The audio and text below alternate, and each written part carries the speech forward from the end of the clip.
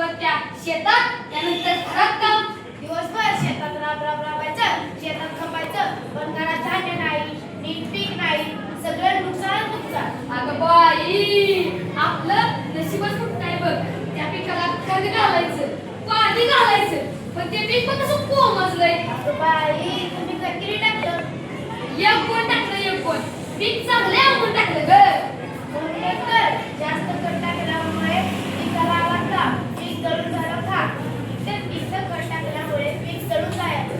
घराच्या दोन्हीच्या अंडात मुक्याला पोटात काय करायचं? आता सांगते मी काय म्हणतो, येत्या वर्षी एक नाही पीक आपलं चांगलं येणार. मी एक नाही प्रयोग करते, प्रयोग? आता कसला प्रयोग? घरात भांडण, शेतात वाळवण. अगं गंगाबाई, तुझी बडबड जरा शिकवण कर.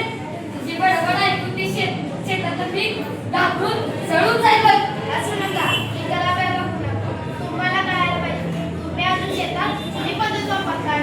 हो गंगाबाई, ते शेत आणि घर मी आपल्यासाठी सांभाळते ना ग. तू जरासं मला येळ दे, येळ. अलक निरंजन, अलक निरंजन. हे सकाराम गावकरी, आम्ही आलोय. तुझं शेत असावं, फुलावं, समृद्ध व्हावं, त्यासाठी माझ्याकडे रामबाण उपाय आहे बरं का.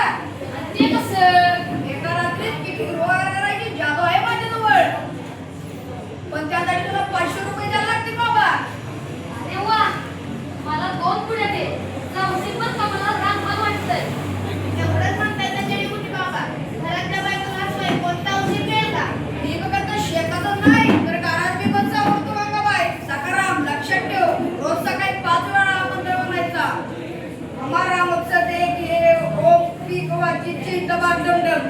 हा मंत्र रोज सकाळी 5 वेळा म्हणायचा. मग ते खरंच फुलेल का? हो सकाराम, रोज आधी हसवणार मग काम केला.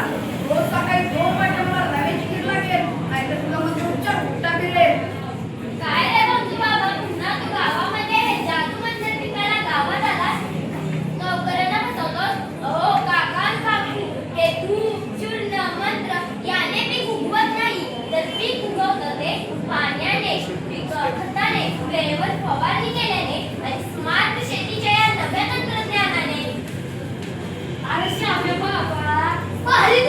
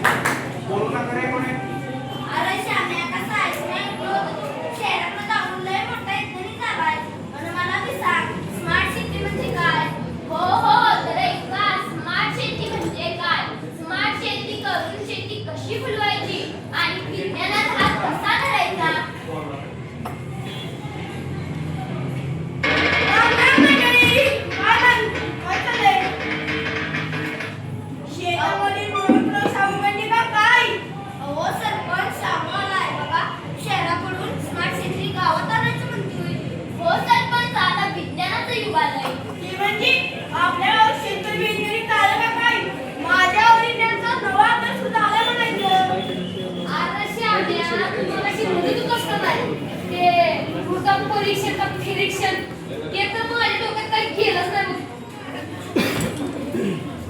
हो मागच्या वर्षी पाटलाचं ऐकलं होतं त्यानं त्यांच्या शेतात तुला परिश्रम करून खत टाकली होती आणि तुमचा पण मिळाला होता. हो सरपंच, माझ्या शेतात गेल्या वर्षी पाणी होतं तरी मी कोंडं पडली. पण साबण माझ्या शेतातली माती लय भारी आहे. हातात किती त्याची टाकली. हाताला मातीची गणना म्हणजे टेस्टिंग नव्हे तर मोठमोठ्या प्रयोगशाळांमध्ये मातीमध्ये पीएच, कार्बन, नायट्रोजन किती आहे हे आपल्याला समजते.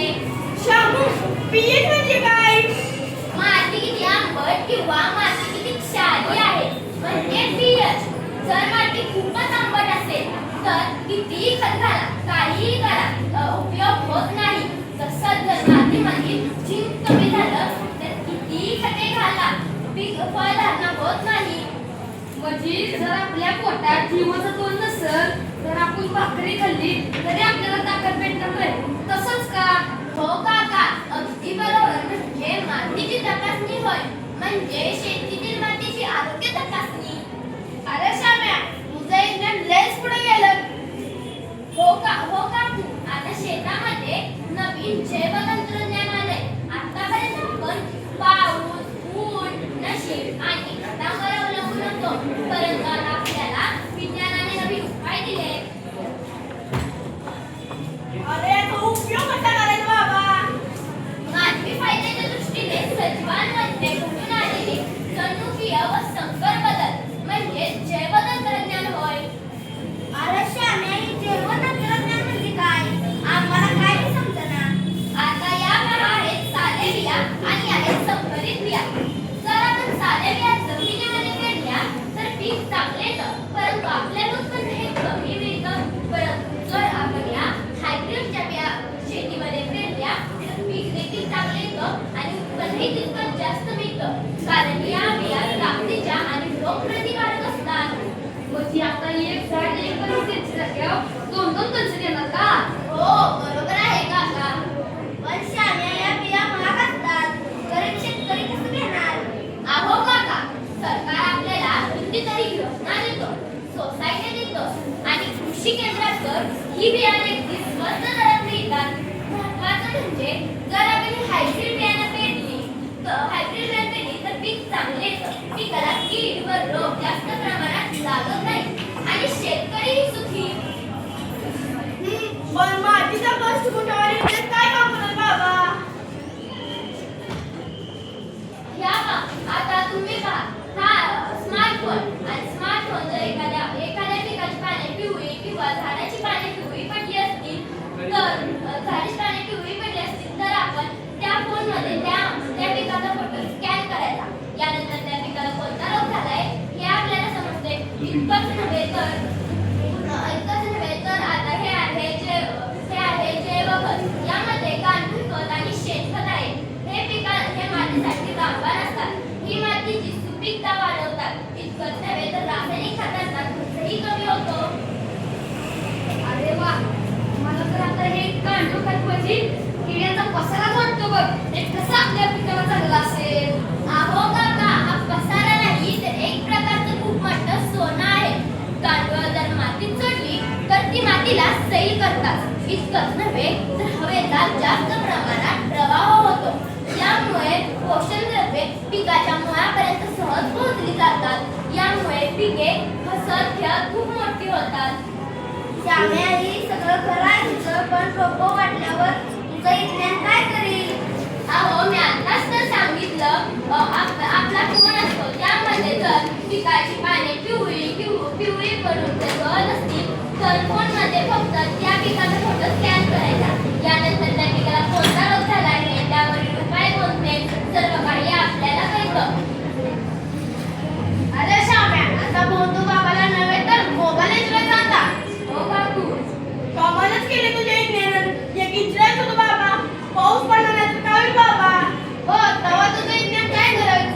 अहो काका काकू, जर तुम्ही फक्त शेतीवर अवलंबून राहिला आणि जर एखाद्या वेळेस पाऊसच पडला नाही तर तुमचे खूप मोठे नुकसान होऊ शकते.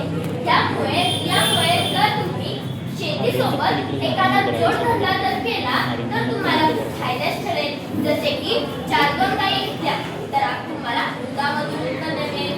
मधमाशी पालन केले तर तुम्हाला मध विकून उत्पन्न मिळेल. कमी जागेत जास्त उत्पन्न. जर तुम्ही मशरूमची शेती केली तर तुम्हाला कमी जागेत जास्त उत्पन्न मिळू शकतं. इतकंच नव्हे तर लोणचे, पापड, वाळवलेली भाजी विकून देखील तुम्ही दोघे उत्पन्न मिळवू शकता. मी मधुमक्षिका पालन कसं करायचं? आम्ही तर पोळं काढण्यासाठी माशांना दैत्य मसाल्याने पडवून लावतो आणि नंतर पोळ्याचे तुकडे तुकडे काढतो. अहो काका, ही पोळे काढण्याची एक खूप मोठी वाईट पद्धत आहे.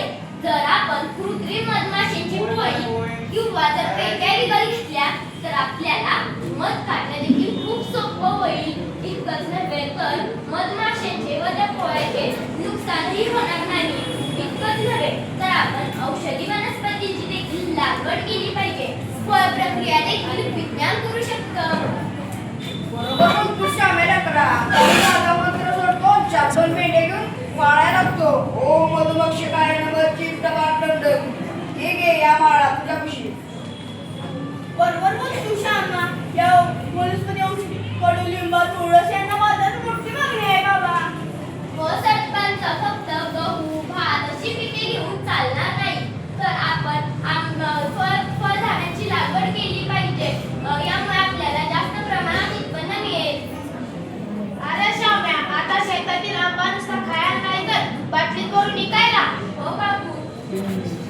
आपलं गावकडे ना आपल्या गावात माझी सुधारण माझे अभियान यायला बाकीच नाही. आता ही योजना फक्त आपल्याला वृक्षारोपण आणि पाणी संवर्धन शिकवत नाही तर अजून अजून खूप सारे काय शिकवतो. एवढंच नाही तर आजच्या काळात स्मार्ट शेती करणं हे तितकंच महत्त्वाचं आहे.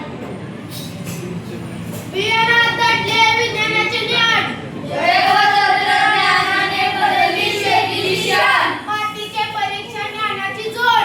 योग्य काळ योग्य पाणी मिळाला बोध. हरित क्रांतीची गोष्ट लिहूया. विज्ञानाच्या आधारे समृद्धी पेरूया. जय जवान, जय किसान, जय विज्ञान, जय स्मार्ट शेती.